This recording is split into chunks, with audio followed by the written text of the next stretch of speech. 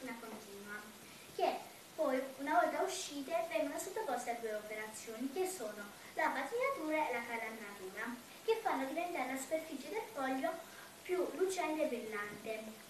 Una volta usciti dalla macchina escono sotto forma di rotoli e escono facendo alla velocità di 100 km all'ora.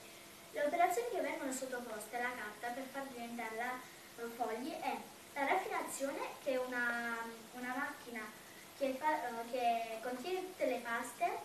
Poi c'è quando la miscelazione, che è la macchina che fa diventare la pasta più rigida. Poi c'è